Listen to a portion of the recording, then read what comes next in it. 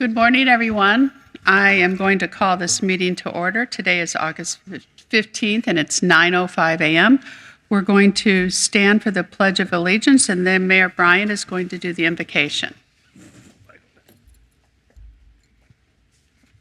I pledge allegiance to the flag of the United States of America and to the republic for which it stands, one nation, under God, indivisible, with liberty and justice for all. Please join me. Bow your heads. Heavenly Father, we give thanks for all our many blessings and ask for your guidance, strength, and wisdom as we meet today that we might best serve our communities. We ask that all interaction and discussion be conducted with the utmost civility and respect for each other. We pray for the safekeeping of our protectors and first responders, and we also pray for our leaders at all levels of government. We ask these things in your name. Amen. Amen. I'd like to welcome everyone to Anna Maria Community Center. I've lived on Anna Maria Island for 5 decades, and this is big part of my life and my family's life. Chris Colhane is standing in the back, and he's the executive director of the community center, so thank you for your hospitality. I did see there are 2 elected officials in the audience. We have Carol Carter and we have Mayor Chappie, and Mr. Falcone wants to know why you can wear shorts to the meetings and we can't, so maybe you can explain to him why. With that, we're going to introduce our TDC members, and I'm happy to say we have 2 new TDC members, and in October, I think, we will be recognizing our former TDC members. So with that, I'm going to start with Mr. Carnes. And Mr. Carnes, can you tell everybody what you do and what area of the TDC member committee that you represent? Eric Cairns, Cedar Cove Resort, Anna Maria Island, Holmes Beach. I've been on the council here for a few years and thoroughly enjoy it. I'm Shirley Groover Bryant. I'm mayor of the city of Palmetto, Florida. Proud to be here serving on the TDC. Gene Brown, City of Bradenton, Mayor. Carol Whitmore, Manatee County Commission, taking Misty Servia's place today. Norma Kennedy, and I'm new to the board and native of Manatee County, and delighted to be a part of this. Wick, new to the board. I've been to the county since 1982. Been involved with the Crosley, which is somewhat like in tourism. I've been involved with that for the past 20-some years, and been very active in the community and enjoy giving back. Thank you. Elliot Felchoni, Tourism Director, Manatee County. Leanne Keeling, Manatee County. And Miss Norma is the unofficial mayor of Parrish. and Mr. Wick, I had forgotten, he has been very involved with Crosley Mansion and helped raise lots of money to keep that wonderful jewel going. And just want to thank you for all the work you've done on that. Thank you. Okay, with that, we have one action today, and it's to approve the minutes of June 23rd. And can I have a motion and a second? So moved. Second. Okay, I have a motion and a second. Any discussion? All in favor, say aye. Aye. Anybody against? Motion approves unanimously. Next, we have public comment. We offer public comment at the beginning of the meeting and at the end of the meeting. So if anybody would like to make public comment, please feel free to come up to the lectern. And then again, you may you may want to make comments after. So I'm going to open this up for public comment. And we have Mayor Chappie, so maybe he can answer that question for you. Explain the shorts. Yes, you are older than me. What? The question, you are older than me. Oh, I didn't. That's not true. You're older than me. But anyway, Yeah, well. Okay. I just wanted to, John Chappie, Bradenton Beach. I just wanted to remind you to, hopefully this next state legislative session that comes up, to really pressure, talk with our legislators to try to change where the funds can be spent for our tourist tax dollars. It is so important to our communities throughout the county but I'm just going to preach a little bit Anna Maria Island. But Anna Maria Island, I think more so than most areas. You know, decades ago, our communities were platted out 50 by 100 lots, 75 by 100 lots. You know, it was even in the 70s when I got here, and the 50s when or no, you were in the 60s. We're in Sheriff's 80s. Well, whatever. But you know, now the lots were platted, and they had mostly 3 to 5, 6 people on these lots. And what's happened over the last decade, through no action of our own for the most part, we're cramming in anywhere from 12 to 22 people on these 50 by 100 lots, these 75 by 100 lots. Our infrastructure is suffering. Manatee County right now is replacing a lot of the sewer lines because the more need for this infrastructure, our public safety, our lifeguards. We need to be able to spend dollars, tax dollars, on these facilities and on our infrastructure and for our law enforcement out here on Anna Maria Island. And I'm sure the other communities are suffering some of the same fates that we are here in Bradenton Beach, Anna Maria Island, and Longboat Key, and Holmes Beach. So I urge you to please, we need to get on this and try to be able to use the TDC dollars for other things other than drawing more tourists in here. And we love our tourists. I'm not jamming on the tourists at all. You know, that's a major part of our economy, but we can't go on the way it is right now. We need other sources of funding for these important needs that our communities have. And we want our visitors to know that they're safe out here and that they have the infrastructure, but we also need it for our community, our residents, which are a dying breed out here. So thank you so much for listening to me, and you know, let's really push it this year. Please, let's really push it. Thank you. Thank you, Mayor. Commissioner Carter from Anna Maria. Yes, Carol Carter, Commissioner, City of Anna Maria. John was kind of prodding me to come up with him, and I didn't exactly realize what he was going to say, but I'm just here to reinforce exactly what he has said. Our average resident population per house here in the City of Anna Maria, we're only 1 square mile. We have more than 800 vacation rental units here in the 1 square mile, but our resident population is about 1.8 per resident house. Our vacation rental population is close to 9 per house. So that gives you a sense of reinforcing exactly what Mayor Chappie said about the numbers and the critical situation when it comes to our infrastructure, our roads, all kinds of things. But public safety is a key. And just for your information, the state legislature did make some exceptions some years ago for TDC money for the, I think, 3 counties in the Panhandle, kind of focused on Panama City and all the tourist involvement that they had there for safety, public safety reasons. So there is a precedent, and I just reinforce what Mayor Chappie was mentioning about the next legislative session. Thank you. Thank you. Any other public comment?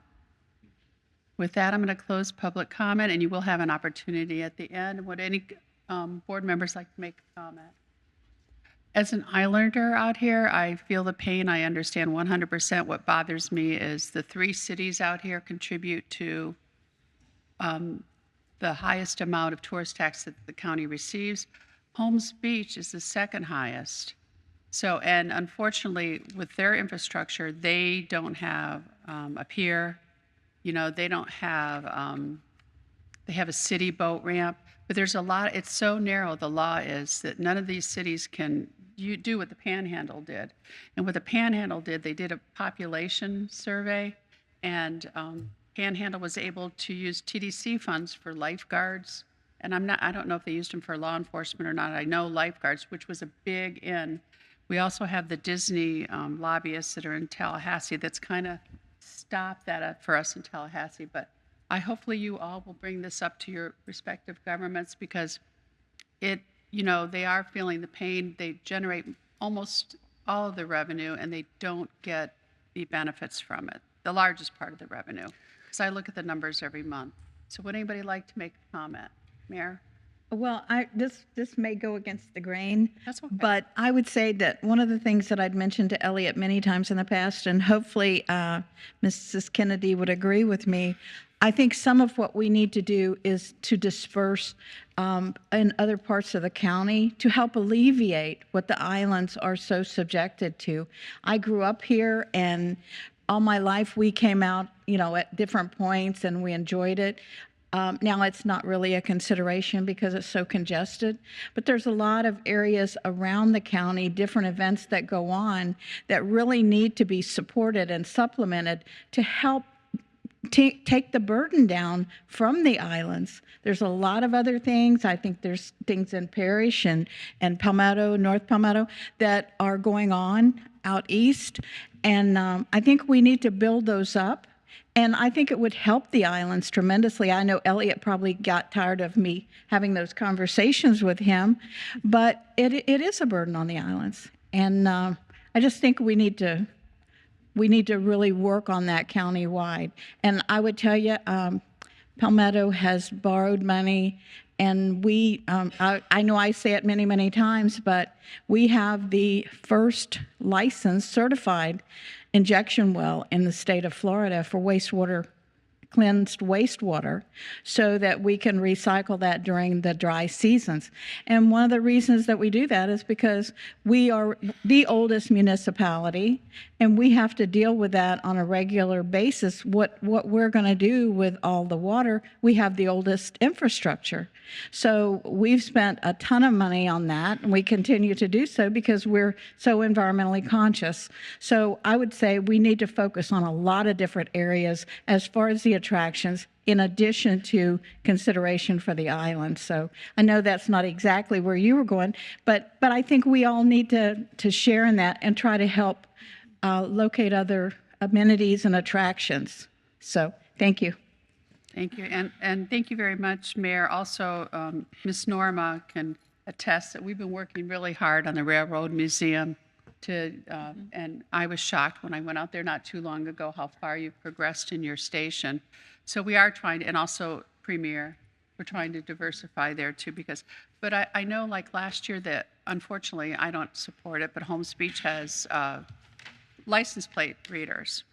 And on a holiday weekend last year, 300,000 people drove through the one by the public beach in one long weekend. So people still try to come to the beach, and then, if they can't, then they find other options. But, we're not going to stop that. We don't want to stop that. But what we do need is help to manage all these people that came out just on that long weekend. Mayor of Bradenton, we do the thing out on the river, the big celebration every year. We do need to give our tourists other options than just the beaches. So we 100% agree, especially with the water quality and all that.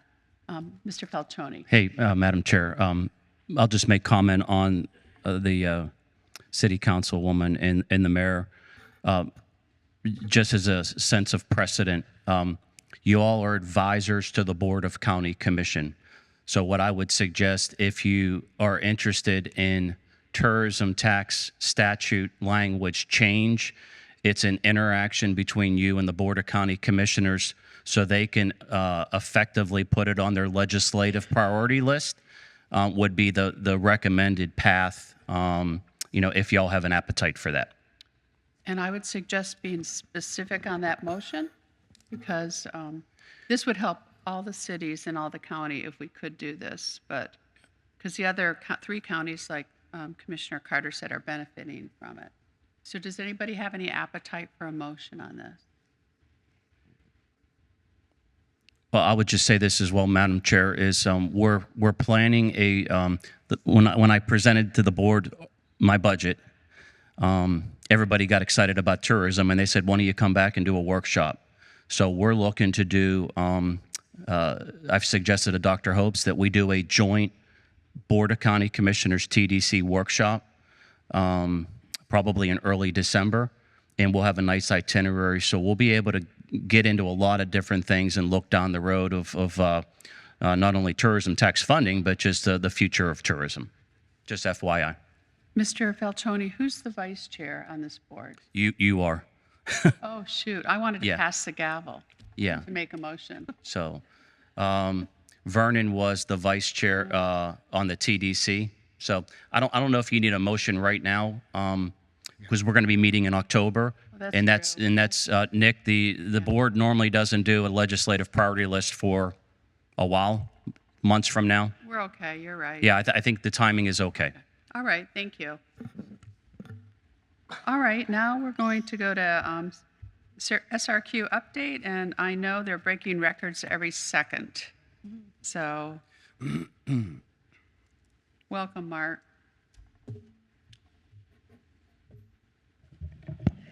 Good morning. Good morning, council members, Mayor Bryant, Mayor Brown, and Madam Chair, Commissioner Whitmore. Thank you for having me here today. My name is Mark Stuckey. I'm the Executive Vice President, Chief of Staff for the Sarasota Bradenton International Airport. I also do the air service development, and I'm going to give you a quick update. And also thought it might be good to explain to the new council members a little bit of the role that the council and the TDT has made in us being able to get new flights in service. So one of the things over the last probably 10 years, I've worked closely with Elliott, Bradenton area CVB, as well as Virginia, Visit Sarasota County.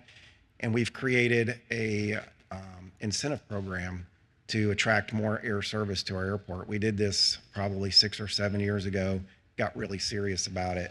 And the tourist tax has been used as one of the incentives to ensure that an airline that adds new service to a new destination, that a certain amount of marketing money will be dedicated to be spent in that area, whatever city that is, to promote the destination here, to get more people to fly that new route, and to let them know about the new route.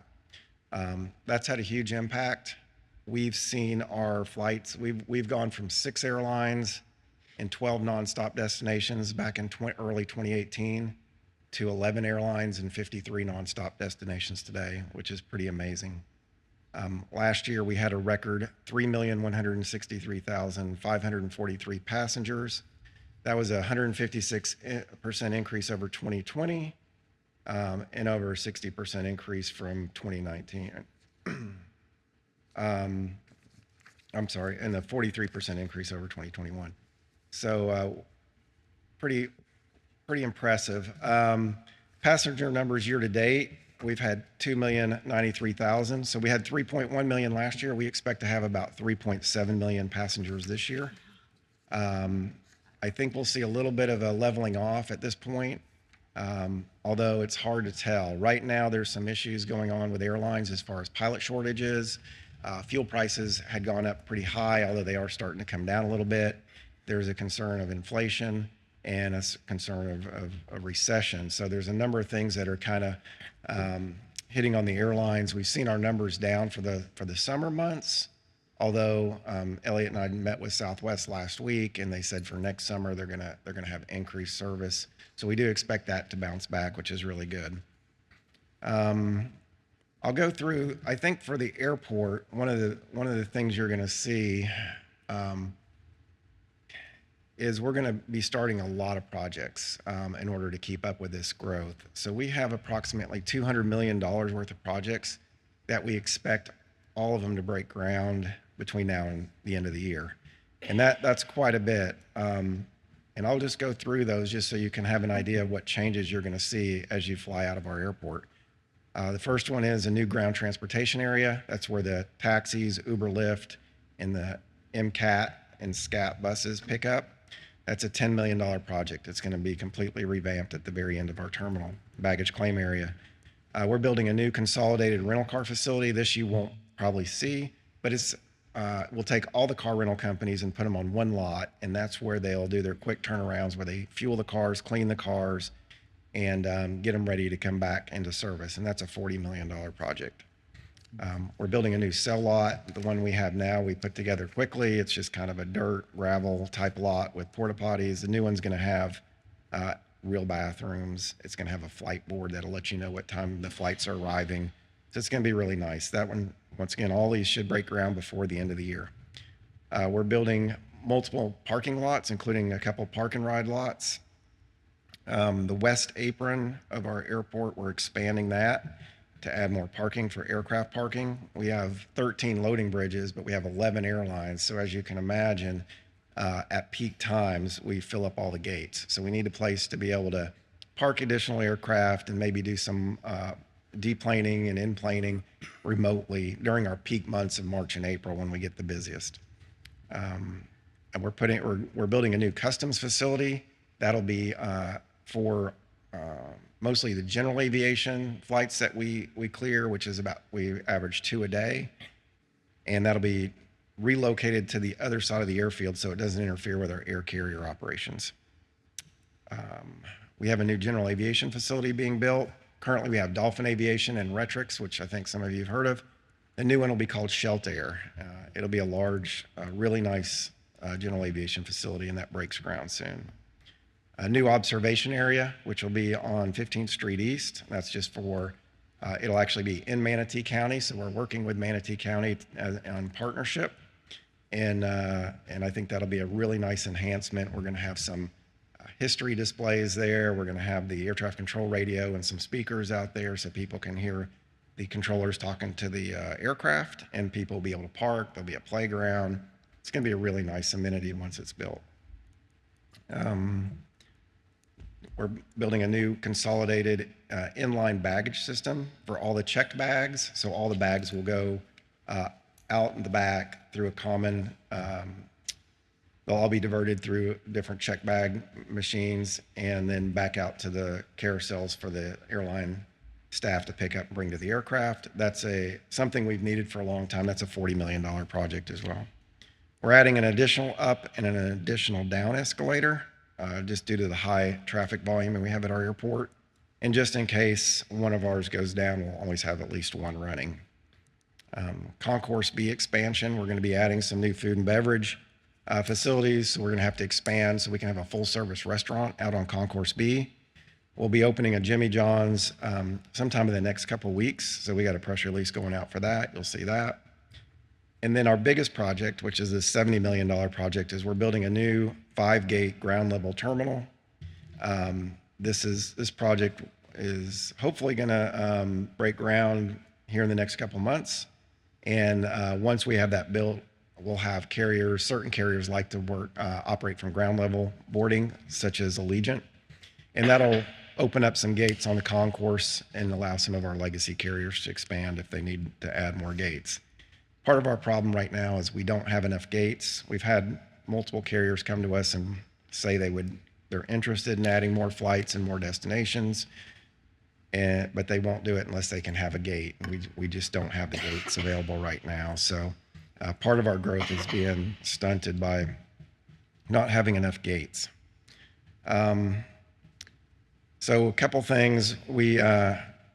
We have Allegiant Airlines, a couple new service announcements that are going to be starting. The Allegiant is going to be starting Minneapolis on October 6th. Air Canada returns October 30th. We have a whole bunch of our seasonal routes that will return in October. And I think a lot of you have heard the latest announcement, the one that was made last week, which was Breeze Airways is going to announce that they're going to start service to White Plains, New York. And so that one, I do want to touch on that one in just a bit. The Breeze Airways service is one that Elliot and I have worked on for quite some time, starting this past summer. We made a trip out to Salt Lake City to Breeze Airways headquarters.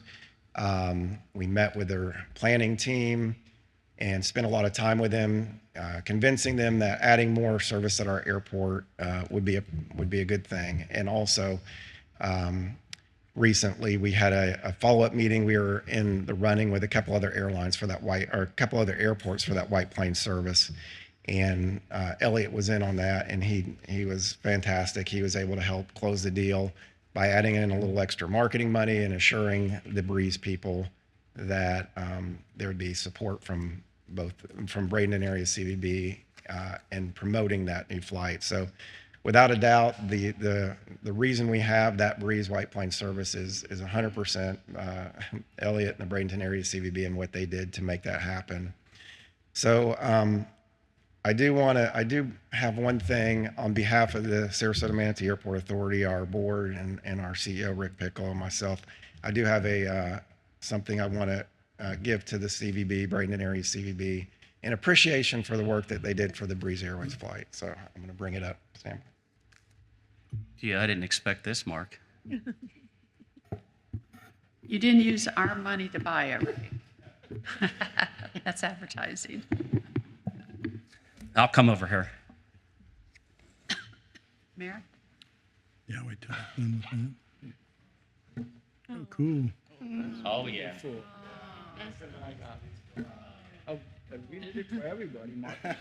This is called Christmas in August. Oh my gosh, this is They awesome. voted for it. We got So. Deanna Don't let me drop it. to get our picture with it. Oh, this is awesome. Thank you so much. Now, was it to the CVB or me? Because I want to bring this home. It's for you, Elliot. Thank- Elliot was instrumental and absolutely in Thank you. getting this Breeze service. We would not have that White Pine service. It wasn't for Elliot, but also his team at the CVB. They're absolutely fantastic, and they're really made the difference. So Thank you so much. you're welcome. Appreciate it. You want to get our picture? Yeah, I think you got it. All right. Yeah. Yep. Your readership's going to go down now. No. Thank you. Thanks, Mark. Really All right, appreciate it. thanks. Thank you. Mayor? Thank you, Chair. Mark, I just want to congratulate, obviously, you as well as the whole staff and the board that you have, what's obviously going on at our airport here, and we're lucky to have that so close to us. And I think for all the years, everybody went to Tampa because of the cost and the different things. It outweighed driving the 50 miles Right. for the cost. But now what you've done to bring that down, as well as to be debt-free, is something that we all got to be proud of. And anytime you're in government type situations, if you can say that, you're doing pretty good. One question, and then I'll have another comment at the end. How has the delays affected us there at the airport? You see thousands of delays or cancellations. Has that affected us as much? Not too bad. I think what we're experiencing mostly is weather delays this time of year. But as far as from staffing shortages, we've seen flights cut ahead of time, but they're not like last minute. So people are being rebooked on other flights. Not too bad at our airport, to be honest with you. There's been, it's really weather's the biggest issue. We get these afternoon storms and it creates havoc, and not just our airport, but it's a Florida thing. And luckily this time of year where every airport's doing, not half, but maybe 60% of what they do in the March, April time period. So there's plenty, the air traffic control is doing fine. The airports are able to handle the flights. There's no issues this time of year. I guess what we saw last year in that March, April time period, it was really tough because every airport in Florida was breaking records, and we had a lot of flights, and we were doing 175 commercial service operations a day at our airport, which is pretty amazing. That's just our airport. And you look at the bigger airports, they're doing quite a few operations there, and it really put a strain on air traffic control in Jacksonville Center, to be specific. Now, I know the Washington has said that they're going to fix that before next season. So we have some time, and the lower traffic, for summer it helps. They can get all that squared away. And the airlines are working hard to get more staffing and more pilots, and that's going to take a long time. But that's why a lot of them. We talked with Southwest last week, and they said they had 52 planes grounded right now just because they don't have pilots, and they're not even flying them. They're just sitting on their ramp. And so it's a real issue with the pilot shortage. And as they hire more pilots, we should see more service even at our airport. Good. Then the other question is, obviously we care about our whole region, but as a native and an individual, and obviously we want everybody to turn right when they come out of the airport, not to go left. But I think you're going to hear some of the things that luckily we're going to hopefully get going in the city of Bradenton, as well as our whole region here in Bradenton area and Manatee County, to have that availability of opportunities to turn more right and get more stuff in our urban core. So we appreciate everything. And it's when you're around the country, and we are still a small little town, I think, in Bradenton, Palmetto, Manatee County, that, people know us. And I had somebody that was actually watching a baseball game, and they were shocked that Bradenton popped up behind on the home plate there. And so it was fun to Right. hear that. We see, always tell when we meet with the airline network planners, we always tell them, they always think Sarasota, and we say, no, look, there's 2 counties, and if you look at how much tourist tax is collected between the 2 counties, it's not that much different. So you've got a lot of visitors going to Manatee County, almost as many as Sarasota, and so sometimes they don't realize that and that's why we stress the importance of marketing the airport name, Sarasota Bradenton. And so we make sure, and this is something Elliot and I are very vigilant on, is making sure that all the gates at the boarding areas, whether you're in Atlanta or wherever it might be, says Sarasota Bradenton. Bradenton's represented on that. And if you go to the, any of the Expedia sites, Travelocity, Priceline, any of those, that Bradenton's represented on that as well, because a lot of people that are coming into our airport, are going to Bradenton or going to the, Manatee County. We understand that, and we spend a lot of time working with the marketing departments of the airlines to educate them on that. Good. And I was in Atlanta a while back, and it said Sarasota Bradenton. So. It does, yeah. And some places, like on the signs, it'll just say Sarasota. But then if you look to the signs that have more character spaces, it'll say Sarasota Bradenton. So it's not always perfect, but we really work hard to try to make sure that both cities and counties are represented. Thank you. You're welcome. Mr. Carnes? Mark, every time I hear you speak, I just about how great the airport's doing. It's incredible. You're doing a fantastic job. Thank you. Being a general contractor years ago, it must be the organization skills that the airport must have to maintain all those multi-million-dollar projects at the same time. My hat is off to you. Well, really. Thank you for the credit. Let me just say one thing. Our CEO, Rick Piccolo, and I know most of you know him, he's worked with me for the last 28 years at the airport. He is a fantastic CEO. We have a fantastic board, made up of commissioners from both counties, and they give us the leadership that we need. We are debt-free, as it was mentioned. Yes. With this $200 million worth of projects, we are hopeful that we will not have to borrow a dime for any of these projects. We have received $55 million in CARES Act funds that we've put into our reserves.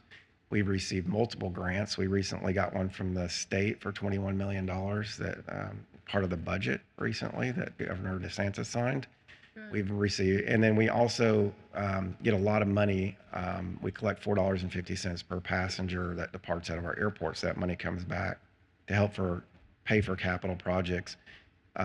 As well as there's a 10% ticket tax that goes to the federal government and trickles back down for projects that we do. So all in all, we feel like, that we're going to be able to stay debt free. And one of the things we explain when we meet with the airlines is one of the measurements they look at to see how competitive an airport is what your cost per enplaned passenger is. It's a number. How much does the airline have to pay for each passenger that flies out of our airport? Ours last year was $5. For this next budget year, it'll remain at $5 per passenger. If you look at Tampa and Fort Myers, Tampa is around $10, and Fort Myers, I think, is around $9. So we're about half the price for an airline to operate per passenger out of our airport. Our goal is to continue to be half the price because that's what's really made the difference. If you went back 5 years ago, we were at the same price or higher than Tampa and Fort Myers. But what's happened is being debt-free and all this additional revenue we're bringing in now has allowed us to be half the price, and that's where we want to stay going forward.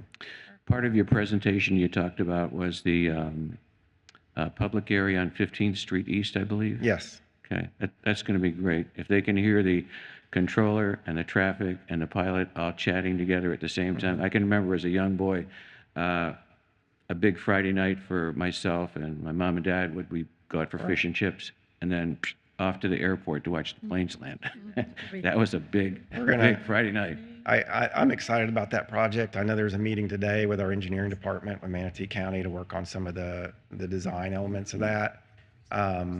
But I think we're incorporating a welcome to Manatee County sign into that right as you come to the observation area. And then I've talked to Elliot about how we can, even promote Manatee County. Since it's in Manatee County, we're gonna try to promote Manatee County, and we'll have signage that along the guardrail that points out different elements of where things are at in relationship to where they're looking, and we can say Anna Maria Island this direction, Riverwalk this direction, and have some good history there.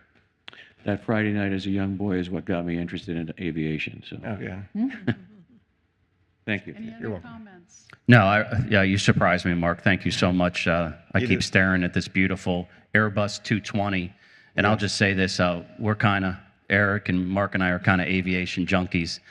That's the intrigue about Breeze. Is the Airbus A220 is the most efficient long-range jet you'll find in the world. So that's what separates this airline from most. That's why we wanted them so bad to service our airport. So the owner CEO started up JetBlue. So really good track record. Finally, thank you, and I try to thank the Board of County Commissioners when I see them, but you and the board trust us to the point where y'all have empowered us to cut deals at the table. And that's an oddity in government, because if I have to say, well, I got to go back and I'm going to need 6 weeks to go through our TDC and Board of County Commissioners, guess what? They'll just go to another customer. So we'll maintain that trust. One year-round flight twice a week is going to generate about $10 million to the region, $10 million of economic impact to the region. So when you look at the numbers, it's a pretty special partnership, and the incentives work. So Mark and I have a lot of fun, and we're just going to keep it going for the greater good of our future. Thank you. Thank you, Mark. Thank you. Thank you. This reminds me of Port Manatee, because exactly the same comments that you made, Elliot. Port Manatee is not supported by any taxpayer funds. It's all by tariffs and renting our land, et cetera. And we're doing very well. But when the director goes all over the world to attract business, he can't come back and get the permission from the Port Authority, which the county commission serves as. He has to be able to have that autonomy to do that. So good job. Thank you.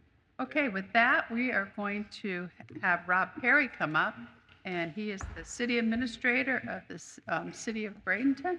Oh, Mr. Patel, sorry. I'm sorry. So actually, we see that all that. Today it took me an hour to get here from 75 to all the way down here. It's like horrendous traffic with the weather and morning rush hours. Oh, no, this isn't even tourist season yet, so yeah. Miss this Norma had the same issue, and same with David Wick, our new board members. They live in Ellington and Parrish, so they have the same issue. So welcome. And Mr. Patel, can you tell our new board members what you represent on the TDC? Sorry. Oh, this is Jitan Patel of Holiday Inn, Sarasota Bradenton Airport. The airport. Good. Okay. Glad you're here, I'm going to Jitan. ask the mayor to introduce Rob. Sure. Thank you, Madam Chair. And I think it's a perfect follow-up to what listening to Sarasota Bradenton Airport's success as we go forward, because what we're going to try to do, I think, in the city of Bradenton, as Mr. Perry and Dr. St. Luce will go over, is kind of tell what we can do to kind of even maybe alleviate some of the traffic in the island area and the other areas with Bradenton's urban core growing, and different things we can do for density and things of that nature. And today is probably the biggest current day in the city of Bradenton's history, because of our city hall site. Today's the final day for the developers to come in, hopefully to start to bring in hundreds of millions of dollars to our downtown core, which will then spread out as we go forward and get that urban core development. So it closes today, and the bids will be there, and we'll see what happens at 5 o'clock today, who comes in, because they've been waiting. We understand there's a bunch coming in, but all the developers are waiting, because I did hear from some over the time that they will spend about $100,000 to give us this presentation today. So it's very important for the city of Bradenton and the council and the citizens to know that we're taking this serious, and that we're going to work through and see what that development's going to be. Now, that is one of the reasons that I thought just over a year ago, to bring in Mr. Perry, when we had 5 candidates come in, when our longtime administrator retired, Carl Callahan, after 25 years. but Mr. Perry has that knowledge and that ability to put us to that next level. And that's what I think is exciting. Coming from $1 billion and plus government out in Albuquerque to come in here, not that we're less than what he can handle, but he was able to grow us to that next level. And I think that's what I'm proud of in the year that he's been here, what he's done, and assembled a great staff and kept all of our staff that was there. I don't think we lost anybody that was, wanted to be there in time-wise, and he's only grown it while keeping government small still, but giving the services that the city of Bradenton deserves. So, Mr. Perry? Well, thank you for the invitation. It's great to be here, Madam Chairwoman, Mayor, other elected officials. I want to express my appreciation to you for all you've done for the city of Bradenton and our elected officials there. With me today, and again, as Mayor pointed out, I'm Rob Perry. I'm the city administrator.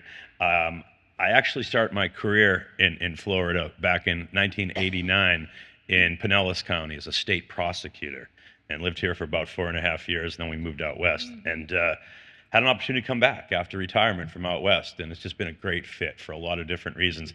And a lot of the reasons are what we talked about today, which are growth issues and change issues and the like. And the mayor talked about, and Mr. Carnes talked about how you do all that organization of all these $200 million in projects. It's not easy. There's a lot that goes into that. My hats go off to the airport and what they've been able to do as well. But Dr. St. Luce and I, Christophe St. Luce, who I bought up from Venice. Yep, from Venice via Hollywood, had spent the better part of his career in Hollywood. We put together a team, and we're going to talk about some of those things that we're doing today. But I wanted to thank everybody for the opportunity and just appreciate that where we're at. I live on the other side of the Sound, right over the causeway. I don't have a parking problem, ever, because I have a scooter. When I come down, I drive the scooter, but I see exactly what's happening down here because I'm down here quite a bit and everything. The next slide, basically, as we move into it, is what we're going to call our capital development private and public partnership plan. And there's a lot of things that go into making an attractive destination to live and to visit and to be a tourism. And when I was in school, I remember they talked about marketing. I said, well, what's marketing? And the guy was like one of the best marketing professors in the country, University of Michigan. He goes, you take your goods and you walk down to the market. That's what you do to market. And you got a value proposition with your goods. And the value proposition for Manatee County is a pretty good value proposition. You really have a place where you have these beautiful beaches, just some of the finest authentic Florida beaches in the country. We have Lakewood Ranch, more modernized to the east. We have downtown Bradenton, and that's the world that I live in, City Hall, the like. And downtown Bradenton has what Lakewood Ranch will never have.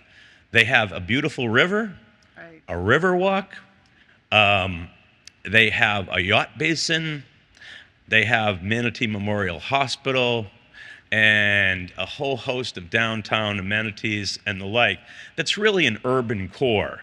So when you talk about Manatee County and its attraction to anybody that's considering opening a business here, living here, visiting here, or the like, it's really a place where the city meets the Gulf.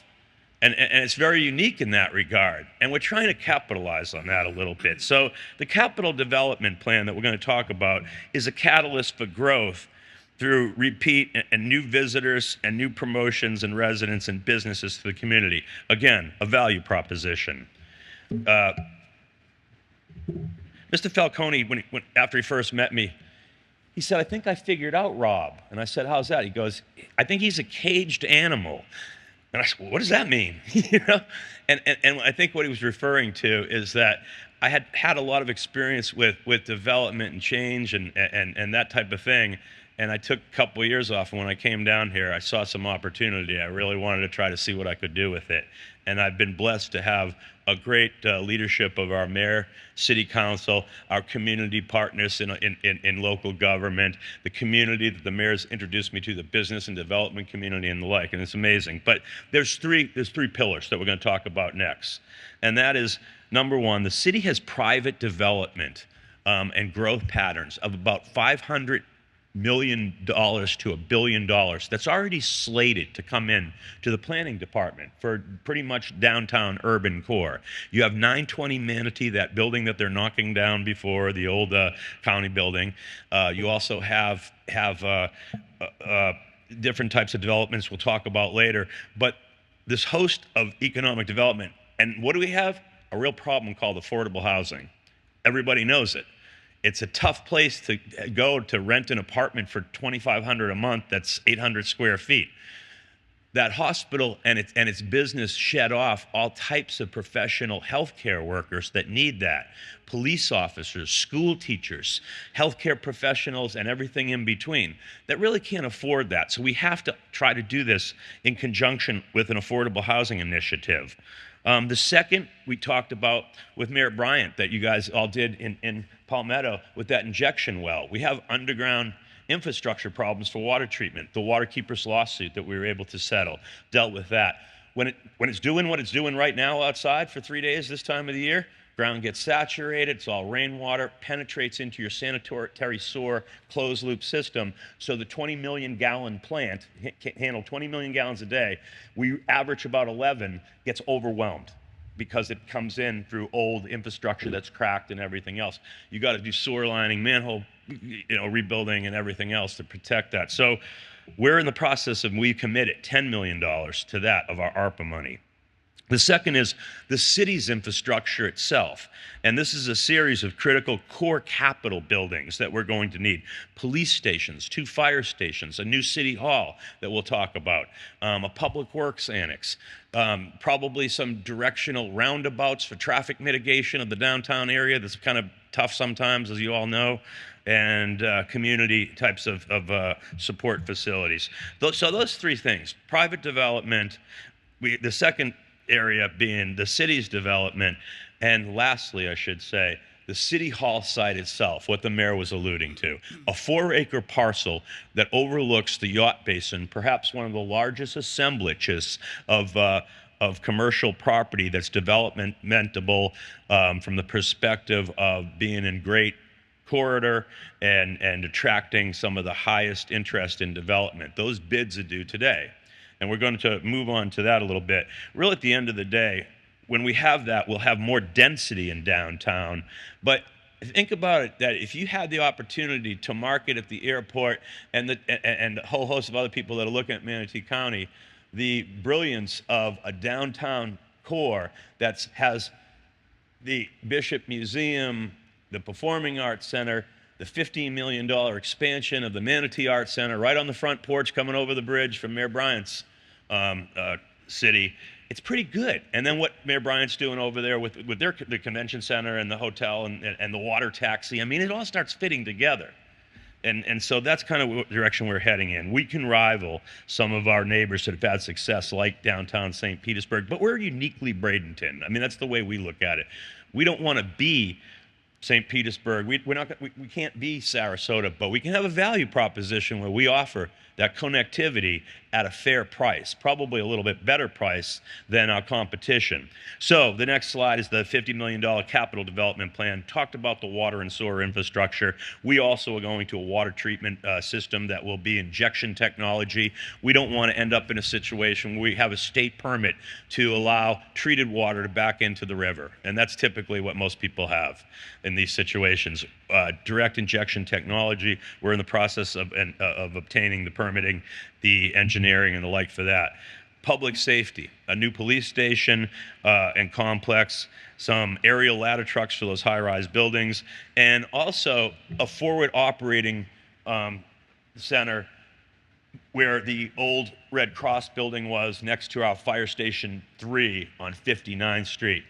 If there's a catastrophe here by virtue of a storm, after some of our friends from the federal and state government leave, we're all going to have to pick up the pieces for months to come. I remember going down to Homestead back in, I think it was 1990, 91, when Andrew hit Miami area, Homestead, Florida. 6 months later, it still looked like a war zone, literally. I mean, I've never seen anything like that. And that center out there can provide some very tactical and strategic support to the islands and our friends and community here as well. because you have proximity to the county utility center right up the road on 66. You have the Bishop Animal Shelter. You have the hospital, Blake, there. We have the fire station, and it connects with a lot of the fire districts as well with close, fairly decent proximity.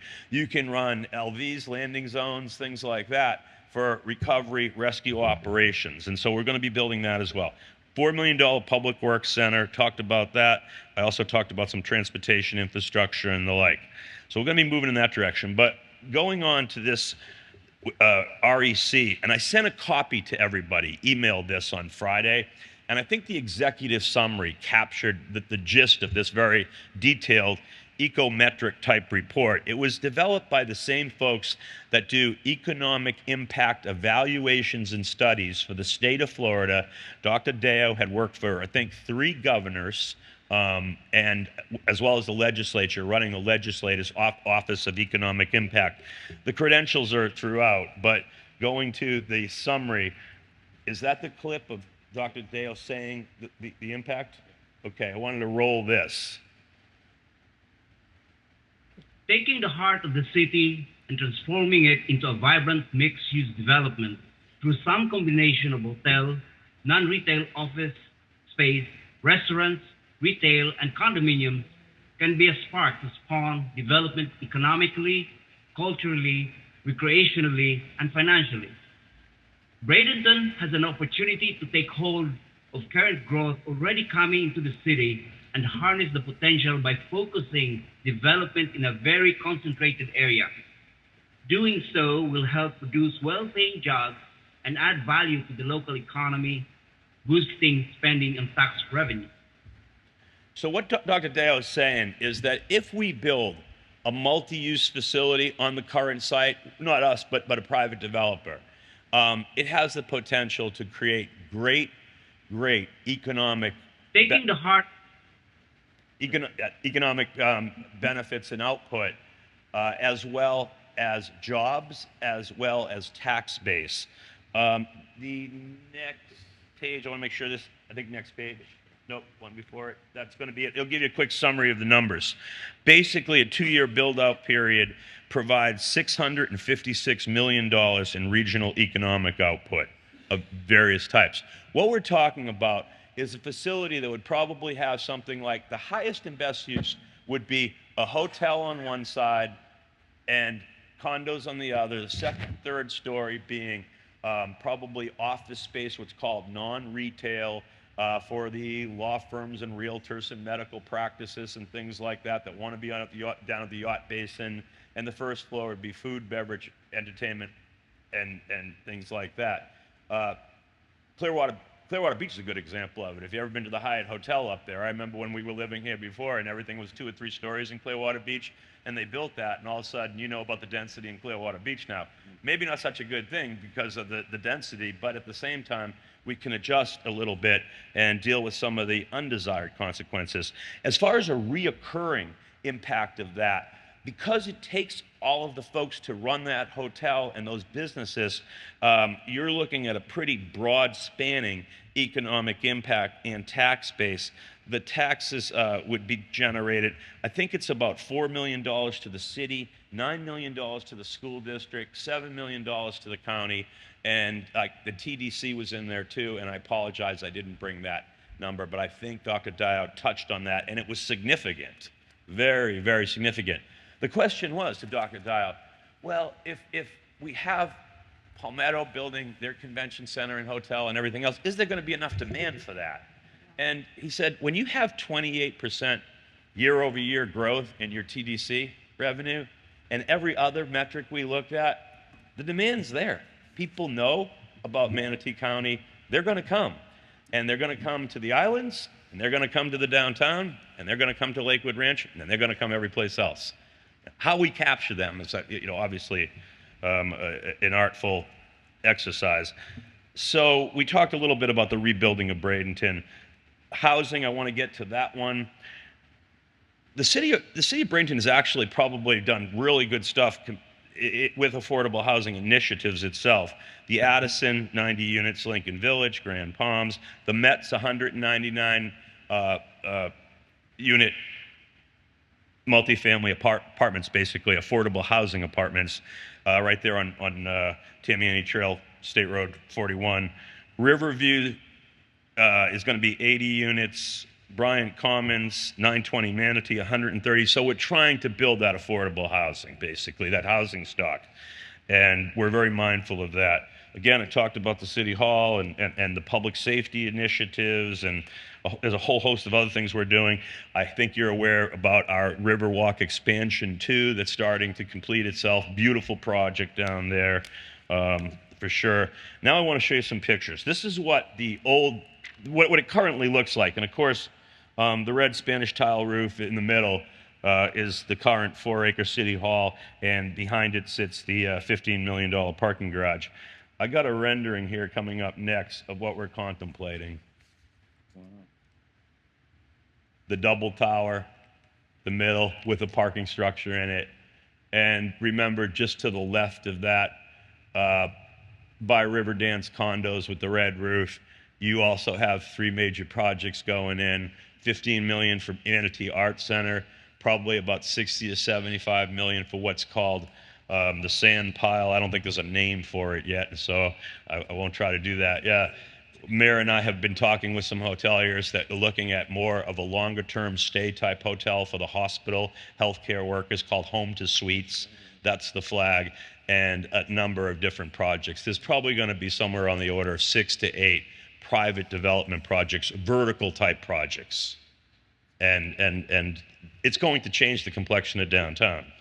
So we're pretty excited about all that. The last slide on the funding sources is, it's pretty modest the way we've been able to do this with the good reserves that the city has been able to build up over the years. Minimum use of debt, some debt coming off the books from 27, and by the time we put a small, modest amount of debt on some of our building projects, we're very well leveraged and positioned, and our coverage ratios are off the charts. We're in good shape.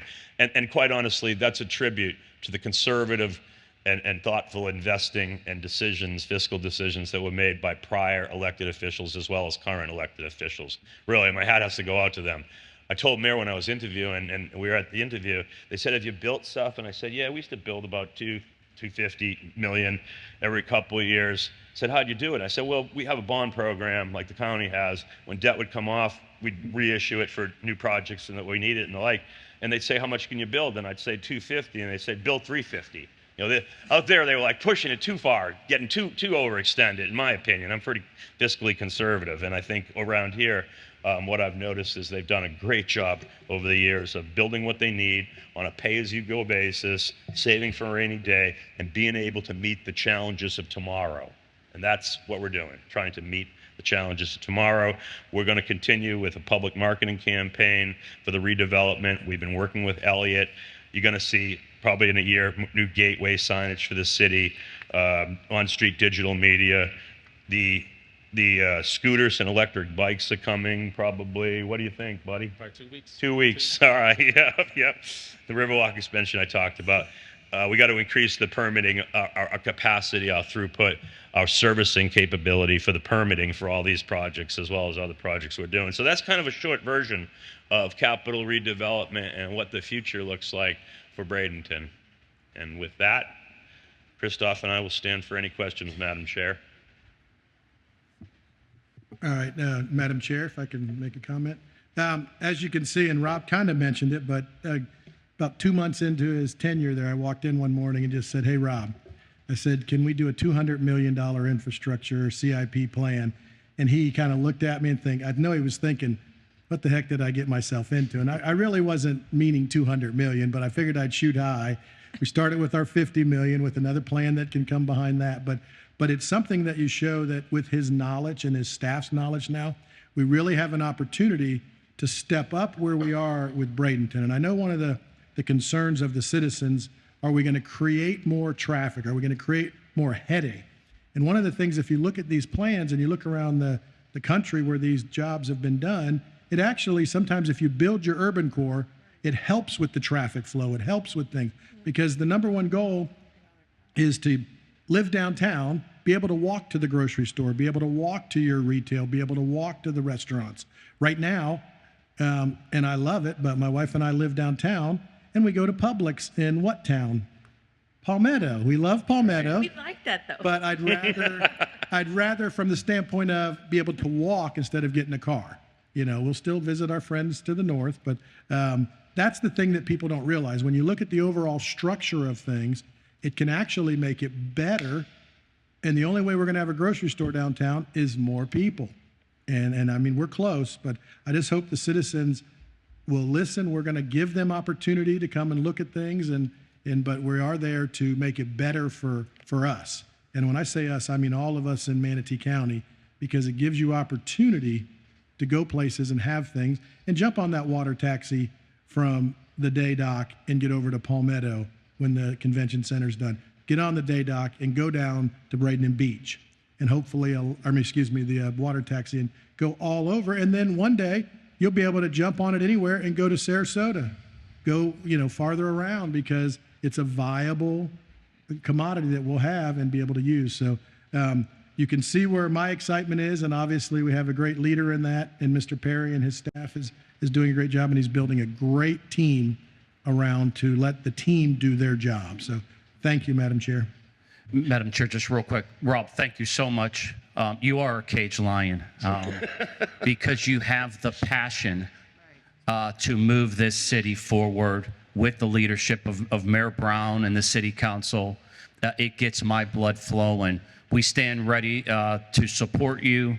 I know where I stand after every meeting that I'm with you, and it doesn't get any better than that. So we're earning each other's respect. Let's challenge each other for the greater good and have fun along the way. So thanks so much for coming out here this morning. Of course, great comment. I just want to say that you can't get this done alone.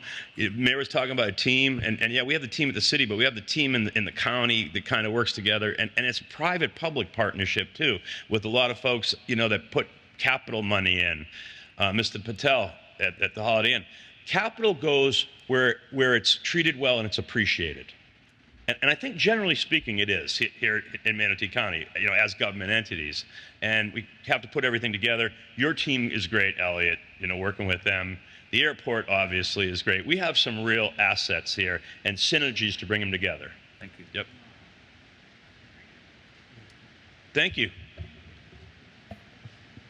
Thank you very much. It was very interesting, and I asked the mayor, and both mayors really, when we have our Council of Governments, kind of reports like this would be good, because if I don't watch the meetings and, I just read little bits in the newspaper, it's really interesting to see that. So I would ask that. Of course. I was really glad to see all the projects that you've got coming online. And I know y'all won't believe this, but in spite of having all of our meetings, I do watch others occasionally. And I was wondering about all your tenacity, and the fact that you worked in the state attorney's office kind of gives me a little more insight. So Okay. Thank you. Exactly. I think I know what you're referring to. Good job. Thanks so much. Yeah, I've been watching a little of that too. Okay, item number 7, University of South Florida Hospitality and Leadership School. And we have Dr. Kobendal. Hopefully I said it right, but I probably didn't. Kobendal? Good morning. Don't worry, I can't even say my last name No, also what too. is it? It's bugging me. It's Chobanoglu. Oh my gosh. Okay, Chobano. Okay. Thank you so much for having me here, dear TDC members. It's a great pleasure to give you a quick update about University of South Florida, Sarasota Manatee campus, the School of Hospitality. As you have said, I am Jihan Chobanoglu. I'm the Dean of the School of Hospitality and Tourism Management. As you may know, that University of South Florida has 3 campuses. The main campus is in Tampa. We also have a campus in St. Pete, and we also have our campus here in Sarasota Manatee. In 2019, the legislature decided to merge all 3 campuses. We used to be independently accredited before. The School of Hospitality and Tourism has been founded at University of South Florida, Sarasota Manatee campus in 2003. So next year we are going to celebrate our 20th year. So with the consolidation that we become together, so one of the things that happened is the School of Hospitality has expanded the hospitality major to Tampa, and St. Pete campuses. So just this fall, we are going to have this major in those campuses. But there are some amazing news from our Sarasota Manatee campus. The School of Hospitality, as you all know, with the pandemic, hospitality and tourism industry has been impacted the most. Maybe one of the biggest industries that felt the impact. Obviously, that had a lot of layoffs. And then now, from all of the great, wonderful news that our industry members tell us that the tourism industry has come back, but the labor did not. The labor who left, one of examples is my son, who used to work at Ritz-Carlton, Sarasota, left the hotel, get laid off for some time, and then did not come back. So that created a huge talent need for our industry. Seeing that, what we have done immediately go around our area here for the tourism industry, ask them what we can do in the short term and the long term. So one of the things that we have done is to create a huge recruitment campaign for students, because as you know, this is for a hospitality dean, it's a paradise. We are here in this beautiful area, Sarasota, Bradenton, Manatee County, Sarasota County, and now also Tampa, Hillsborough, and Pinellas counties. I mean, we are surrounded by wonderful hotels, restaurants, theme parks, you name it. So 80% of our students are working at a tourism establishment while they go to school. So from last year to this year, our enrollment has increased 100%. Not only just the buddies that started the hospitality major, but also student credit hours. So we are now part of MoMA College of Business, which is a student body of 8,000 students. We offer hospitality management, tourism management, sustainable tourism, restaurant management, event management courses. The students that are not necessarily in hospitality, and we held a career fair, and not only the hospitality students found jobs, but also all other students in the MoMA College of Business, such as finance, marketing, management, information systems. So that's all great news. We are so happy about that. And you may know, maybe, that we had a Culinary Innovation Lab at Lakewood Ranch. Maybe some of you came and become our guests there. Unfortunately, last year, we have lost it because it was too expensive for us to rent there. But the good news is Bradenton area Visitation and Convention Bureau came to our rescue. Thanks to Elliot Falcioni, he enabled us to be able to use Crosley Estate, which is just next door to our campus. So last year we had a wonderful Crosley dinner series, which kind of gave our students, as I always say, our students have to have some burns here, and they have to have the ink in their shirt pocket by staying in the, checking in, checking out the guest, but also cooking. So with wonderful partners that Elliot has given to us and the venue, we had wonderful 3 dinner series. September 28th, we will have the next one, which is already sold out. It was like only 1 week ago, we are trying to add capacity. So these are also good, but I would love to thank Elliot publicly for all he is doing to support the university that is, indirectly the state of the tourism in our industry. So thank you, Elliot, for that one. And also, maybe you have heard last month, a couple of months ago, we signed an amazing agreement with Aramark, which is a global management company, food management company, and Mainsail Lodging and Development, which you know that they've got a couple of hotels here, not too far from here, and also McKibben Hotels, which is a hotel company with more than 100 hotels. They not just sign the paper to look good, but they put $3.6 million into our school to recruit students that will come here, study hospitality, and also work in our area establishment. So we are so happy that yielded that particular partnership, not just the money, but also I'll tell you one more thing is that you can brag about yourself. I'll tell you one good reason. Go around the world. There are many hotel schools. Cornell University has one, University of Houston has one, UNLV has one, University of Central Florida, right in Orlando has one.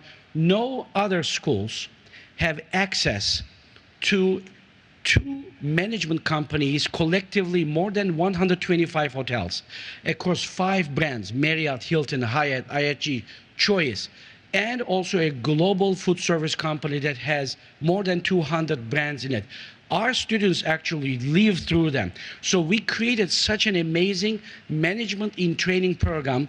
Over the 4 years that our students study, they all are going to be certified with a management in training certificate. What that means that we are going to save them 1 year to 18 months after they graduate, because usually they start the management in training after they graduate. So there is no other school in the world that has this level of agreements, this partnership, integration of their curriculum like we have. Also, very quickly, I will tell you that maybe you have heard that we also are groundbreaking for our new student center, which will also have a residence hall.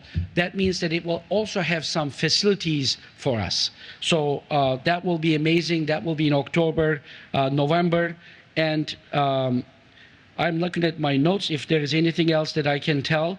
But I would like to thank you for supporting tourism in our area. I know we have all challenges, and I can just tell you that we have an amazing students pipeline that are coming that are going to help us solve all these problems as well too. So thank you so much for all you do. And Elliot, thank you for your support, and the Bradenton Area Visit Conversion Bureau team as well. Thank you very much. Dr. Jihan, thank you so much for coming out in this little bit of a drizzle out there. What's really neat is we have 4 employees that are USF grads on our staff. And with the Marriott being built and with our expansion of the convention center, the Marriott already has a ratified agreement between Jihan's institution and them. We're going to have students hands-on 365 days a year working at the hotel and the convention center. So you talk about a pipeline, it's going to be pretty special. Thank you so much, Jihan. Thank you. Thank you.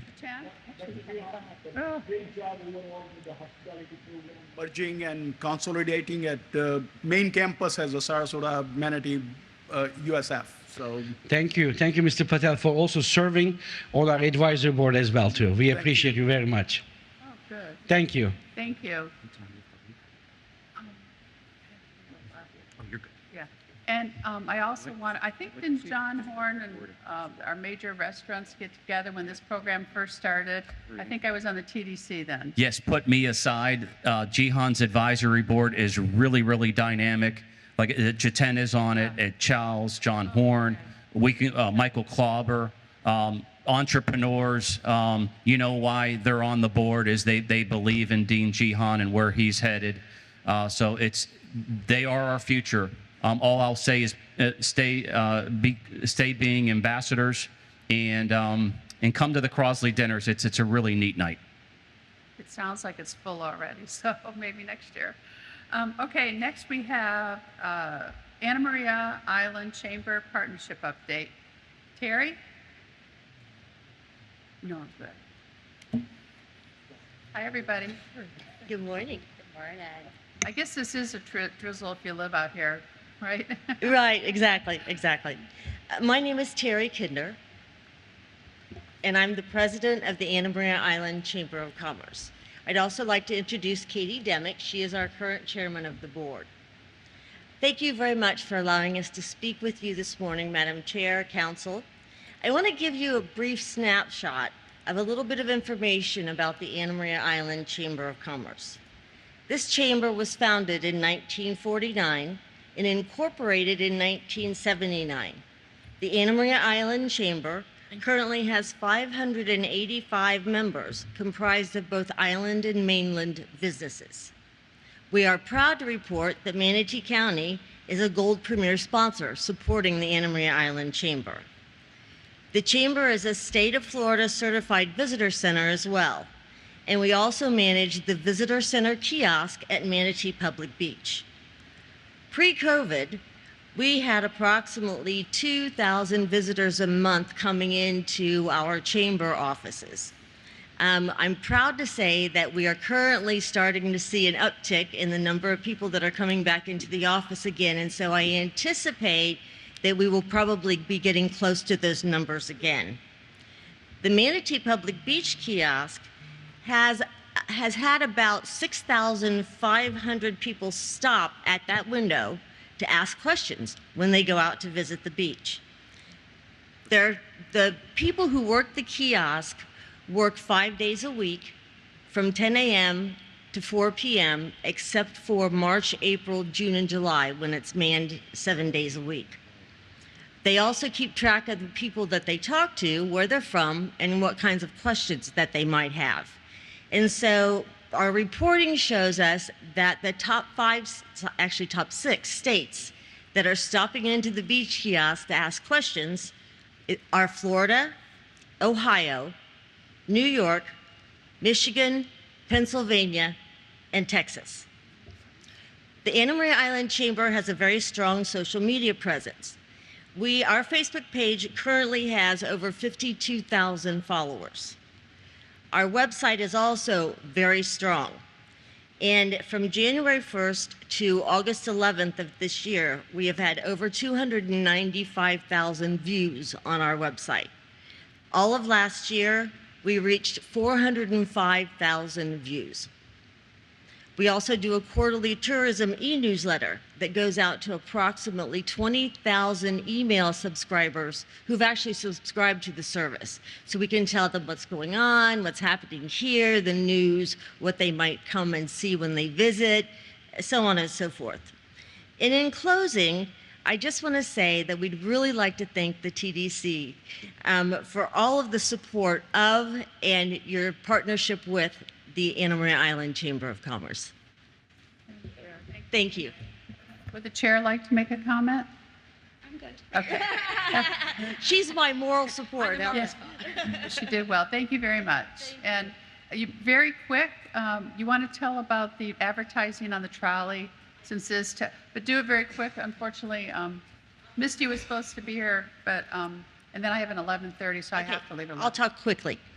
The Chamber also manages the trolley advertising program that's out here through a partnership with Manatee County. So we sell the advertising. There are 5 trolleys in the fleet. 3 are running out here at any given time. We, the Chamber, are responsible for paying Manatee County $60,000 a year. That's to help keep the trolleys free from the advertising revenue.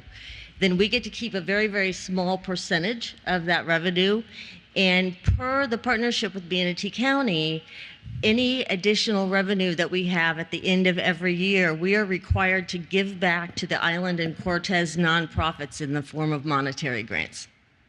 Thank you very much. I don't think a lot of people realize that, and probably not even a lot of our new commissioners. Well, they're really old now, but. Mr. Carnes, sorry.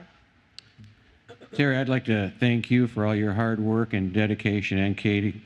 I've known Terry for years now, and being a past director and chairman of the board, her team that she has recruited and work at the chamber presently are probably some of the top-notch individuals that any chamber could welcome in. So just thank you very much. A great job you do out there. Absolutely fantastic.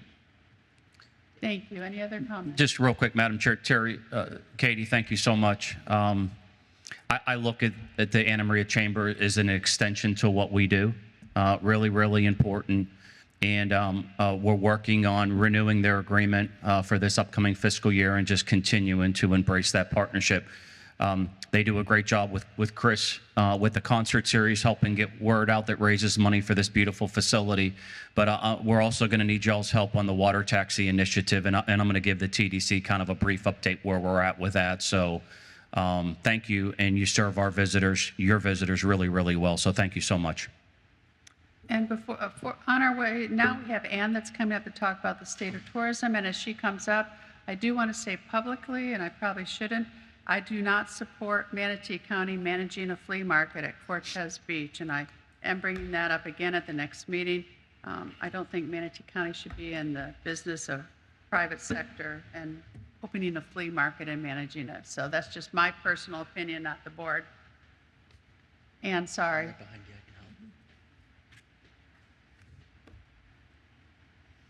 For those of you that don't know Ann, she is our statistician, more or less, that comes to us and gives you all the great information on tourism, the numbers and what she's seen. And we get information from our hotels and stuff that gives her data. So this is probably the best part. Yeah, Ann, I'll just say this real fast. Ann's only 30 years old, but she's been working with us since 2004. So you talk about institutional knowledge. Ann's got it and more. So good morning, Ann. Good morning. I am Ann Mateen. I'm with Research Data Services, and I will try and be quick. So I'm here today to talk about what June wound up looking like. One more.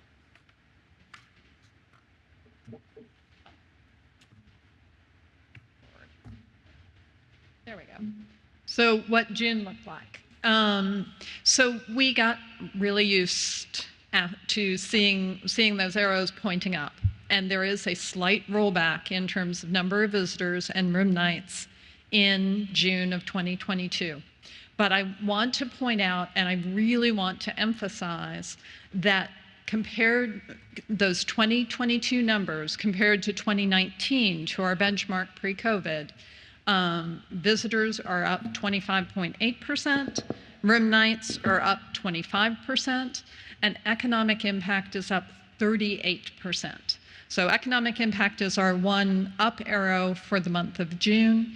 And the reason that we see visitors down and economic impact up is we're moving away from that dependence on Florida that we were seeing at this time last year.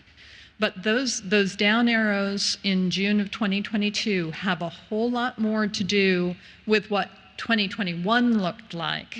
Because in the second quarter of 2021, we were seeing this phenomenal, unprecedented surge in visitation driven by the fact that people were getting vaccinated in the first quarter of 2021.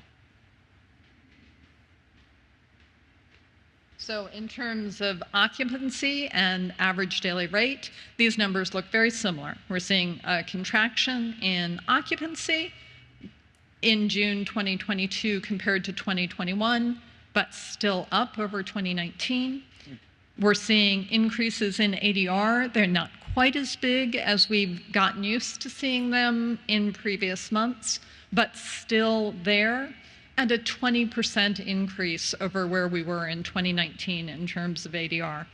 27% increase in terms of RevPAR. And all of that while the number of transient lodging units, as they're licensed by the Department of Business and Professional Regulation, continue to grow.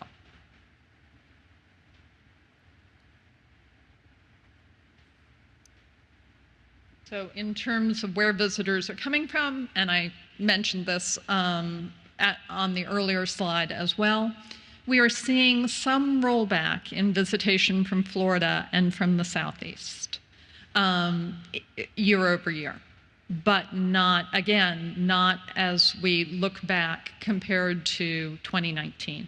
So all that marketing that we did to bring Florida, to make our nearby neighbors aware of us when people weren't flying, are still paying dividends if we compare back to the benchmark, people who found us and discovered us. But importantly, we're seeing growth in the Northeast and the Midwest, a lot of which relates to new flights through the airport, and opportunity markets, which essentially are markets west of the Mississippi. So that's people coming out of Texas, coming out of California. Those are the opportunity markets. And it's so exciting to see Canadian and European numbers that we can measure again.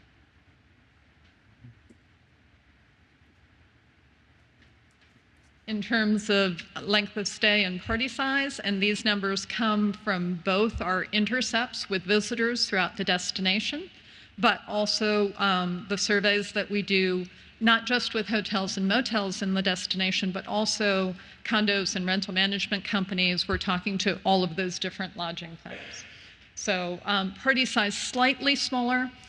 It makes sense. People were trying to reconnect last year, and there was a lot of traveling with extended family and friends that they hadn't had a chance to see in a while.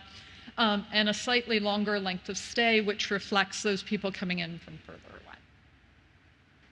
in terms of our fiscal year to date, visitation is up by 14% still, and economic impact is up by 27%.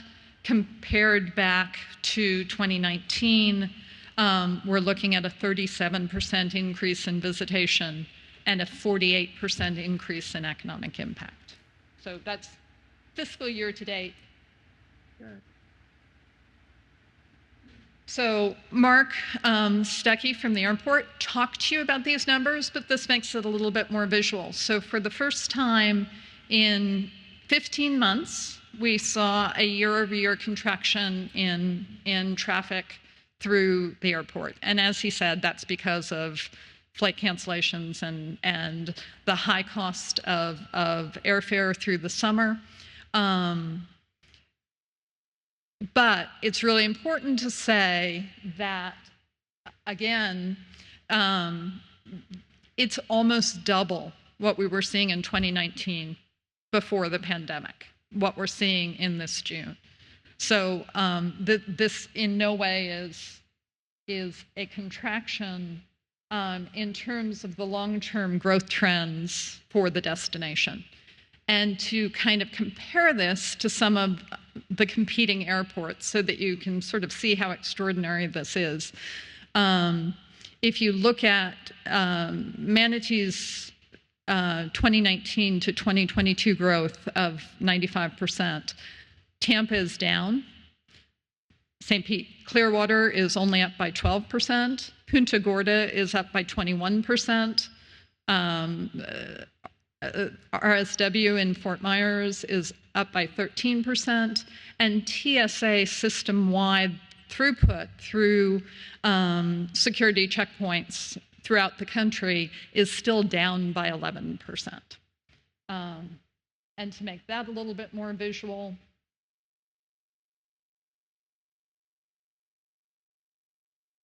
this is that TSA throughput that I was talking about. So that's what happened when everything shut down in March of 2020, and our path to recovery. To give this some context, the top kind of slate blue line is the average daily throughput for 2019. The bottom red line is the average daily throughput for 2020. And the gray line is 2019 repeated, so that you can see how closely now we're mirroring the normal seasonal pattern of visitation, but we're not there yet. So that's that 11% drop that we just talked about, that we have not caught back up to the visitation we would have been seeing before in terms of air traffic. So as I mentioned, one of the things that we do is we talk to hotels and motels and condos and rental management companies. And on the first of the month, they get a blast email from us asking them to submit the previous month's numbers. So as of as of Saturday, because one of these reports came in over the weekend, we have about 77% of the people that normally report to us have reported what July looks like. And these numbers will wind up being very similar to what you saw for June. So only 18% are telling us that their July occupancy was the same or higher than July of 2021, but 80% are telling us it's higher than 2020 or 2019. In terms of ADR, 73% are telling us that their ADR is higher, and everybody that we've talked to is telling us that higher than 2020 or 2019. And we've got about 20% saying that they had sporting-related occupancy, and you can see some of their comments there. In general terms, we're looking at probably a 7 to 10% decrease in occupancy and a 15 to 20% increase in ADR for July. And the properties looking forward are telling us that August and September will still show some softness, similar to what we've seen here, but that October is picking up, which is interesting because 60% of the properties are telling us that they are currently booking 14 days or fewer in advance. So we'd seen a big pickup in the reservation time, and we're seeing that tighten back down again. And then my last thing is, in addition to talking to people in market and doing the survey with lodgings, we have a huge hundreds of thousands large database of people with an expressed interest to vacation in Florida. And so we started talking to them about traveler sentiments back in May of 2020, right after things started to reopen. And we've done that every single month since. So these numbers represent people who responded to us in July and the beginning of August. We included that to be as current as possible. So we are seeing that people, in terms of their optimism,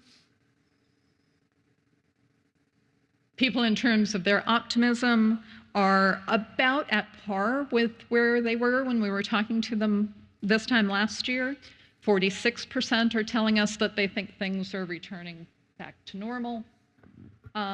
They are much more, not surprisingly, much more concerned about gas prices, 63% versus 40% last year, more concerned about rising travel costs, more concerned about the economy. None of that is really a surprise. People are feeling safe doing tourism-related things. 70% of the people that we're talking to would be interested in vacationing in Florida currently. This is the important one. 55.9% of the people we're talking to, we would categorize as green light travelers. That means people who are willing and likely to travel within the next 3 months.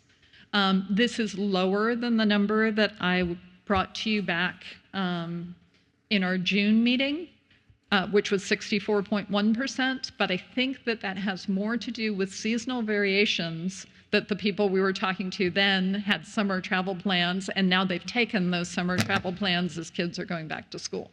Because this number doesn't look wildly different than what we were seeing at this time last year.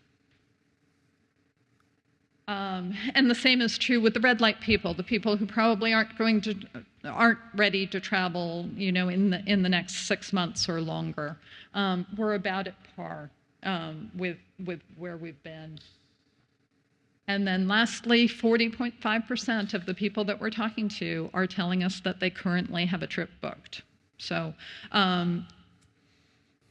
what I've been saying, and I continue to say it, even though we're seeing that negative number, we're not done with this surge of pent-up demand yet. Things are starting to normalize a little bit, but we are still seeing higher levels of demand than we would have seen pre-COVID. So that was a really quick overview, kind of recap of things we're seeing. Do you have any questions? Thank you, Anne. With the new CDC guidelines regarding COVID, and they've loosened them up, and you don't have to be isolated unless you're symptomatic or et cetera, I think that should help also. I don't think we're in a pandemic any much as a endemic, which is like a flu. When you're having a rush of flu, that's an endemic. So that's all good. But you know what I have noticed, and I've been up here for years. I've been on the board for years, off and on, and we've always encouraged the residents of Anna Maria Island to, you know, make sure you're raising your rates enough, because you're going to get them. Well, I've noticed in the last few months, and I have family, and they can afford to go anywhere in the world. In fact, one of them's in Scotland right now. But they've looked at the rates to come and spend the week down here with us, but they have animals, so they want to stay somewhere else. But the rates are too high, and my daughter's coming in, going to stay in Lido or Siesta, which she can afford good rates, but she said it was way too high out here. I noticed that you had put that in your slides, so yeah. I don't know what to tell, because it's not the regular owners that own anymore; it's companies that own. And but if they're getting locals, like my daughter's in Tampa, I mean, and they're going down to Lido Beach or Siesta. We need to figure out a way, or at least communicate it to them, that they are losing some of the market because of their rates. And you can see that there is you can see that they're balancing that out. We're not seeing the double digits that we had been. No, Tim? Actually, Can you get right to the mic? usually the rate is kind of detected by the market, Market. local market. So Lido Beach, if they have a lot more hotel rooms staying vacant at this time of the year, they might have to lower the rate versus Anna Maria, while we don't have such a huge properties in this part of the world. So that could be a difference, you know? Yeah, Madam Chair, just real quick. Thanks, Ann. I appreciate it. In regards to the rates, we always urge them to look at the research. Many of them have the STAR report, so they're seeing what others are charging. I've always said publicly, I'm a less is more kind of guy.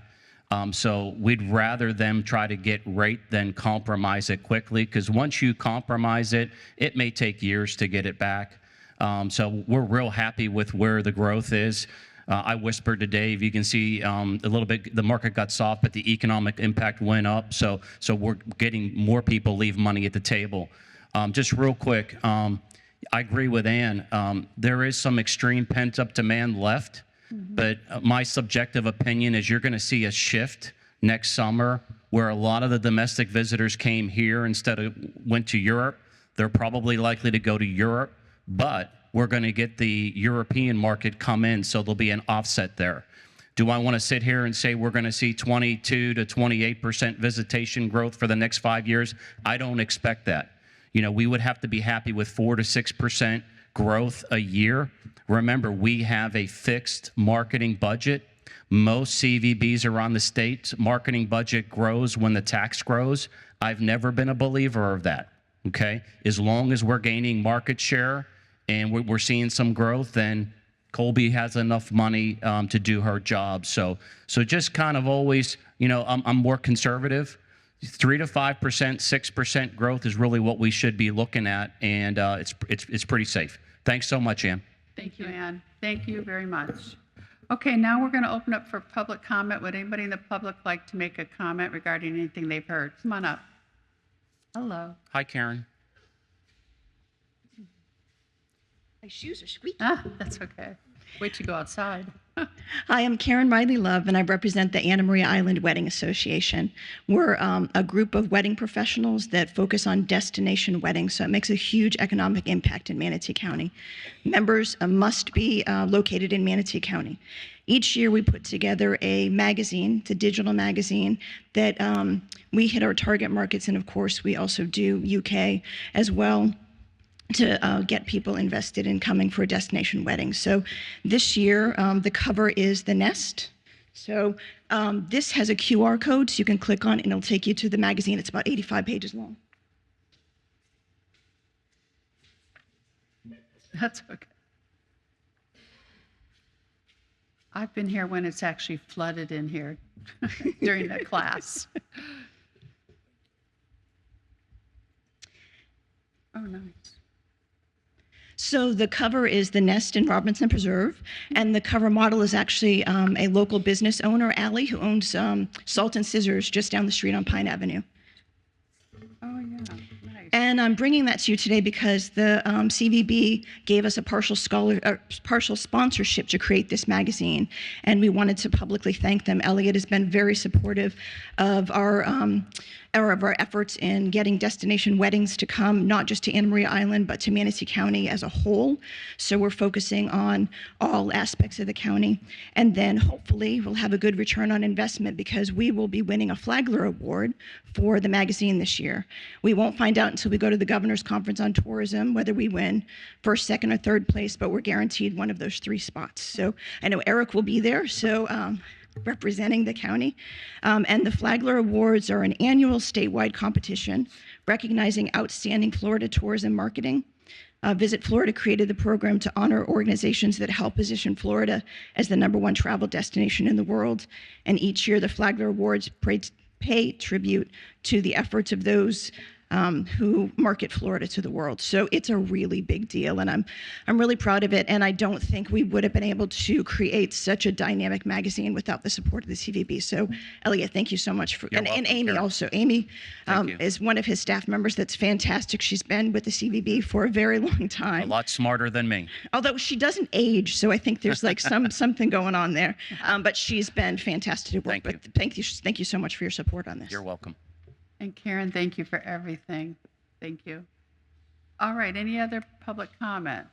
Seeing none, public comments closed. Is there any new or old business from the TDC members? One comment, Madam Chair, if it's okay. Just wanted to remind everybody that on September 10th, we are opening in the city of Bradenton our Riverwalk Expansion at 11 o'clock. Be events from 11 to 2, and it'll really be that next mile and a half. Not all of it's done, but the main part of it will be done, and with our viewing tower and our areas that'll be open right there at the property. So if you can come out, look on our website, and there'll be a lot more for City of Bradenton. But we're excited to extend that up to 3 miles. Do you know what Thank you. time? It's 11 o'clock is our opening ceremony, and that'll be about 30 minutes, and then the rest will be just a lot of things. High school bands will be out there, different people will be doing things, and but we're excited about that expansion. Thank you. Okay, thank you. Any other new or old business? Madam Chair, if I can just bring up the water taxi. Oh, sure. We're really close. Right now, I'm tentative to come to the Board of County Commissioners on September 13th with a public-private partnership with a state-operated water taxi company. I did meet with City of Anna Maria. Mayor Chappie updated Bradenton Beach City because I was out of town, and he was happy to just update them without me being there. And I'll be going to the city of Bradenton soon to update them. At this point, if things stay on track, we might begin a water taxi operation in February. So when the water's on full, that would be great. It would originate at the day dock in downtown Bradenton, venture out to the Anna Maria Pier to the Bradenton Beach Pier, and then back to the Anna Maria Pier, and then back downtown Bradenton. We're hoping for 2 vessels running concurrently. Right now, out of the gate, it would be Friday, Saturday, Sunday service only, but that could change on a week's notice based on demand. It would start at 10:30 in the morning and run till 9:30 at night. Colby and her team will be responsible for marketing it to visitors and also in Manatee County, because the residents supporting it will be really, really important. And we're looking at one of the city commissioners for the city of Anna Maria suggested that we offer the service free to hospitality employees. So we're going to head down that road. We'll figure out the logistics. But we're really excited. I know this TDC embraces it. The cities are all excited about it. And of course, the Board of Commissioners want to get this moving. So stay tuned. I'm working with Chad Butzo with Public Works to align the trolley service and the buses. So if it's a day like this or a vessel breaks down, then the customer can get on public transportation to get where they need to go. So stay tuned on that. All the board hasn't been updated on this. You said a state funded? No. A water taxi operator that's already doing business in the state of Florida. Oh, okay. And Yes. Who is going to be paying for the? The county will subsidize it. I know Dr. Hopes is looking at different funds to do that. So I'll have that information in the next few weeks. And if you could please update the board, I mean, is it going to come out of tourist tax? I don't think it qualifies. Not sure yet, but we'll have that information, if not on the 13th of September, in advance of that. Thank you. Okay, real excited about it. Okay, any other comments or questions? I do want to thank again Vernon Desir and Jack Reinerson for all their years on the board. I know I would respectfully ask that we draft a letter thanking them and have the chair sign it and send it to them. We already have. The TDC? Yes, ma'am. The letter was drafted, and the chairman of the board is signing it. Of the chairman of the TDC board. I know the chairman of Manatee County Board is doing that, but I think the TDC Sure, should also. we can absolutely. Yeah, I think we should. And we do all will three. acknowledge their service in October for the Okay, TDC thank meeting. you. Yes, ma'am. Thank you. Okay, with no other discussion, we're going to adjourn this meeting at 10:50. Thank you. you.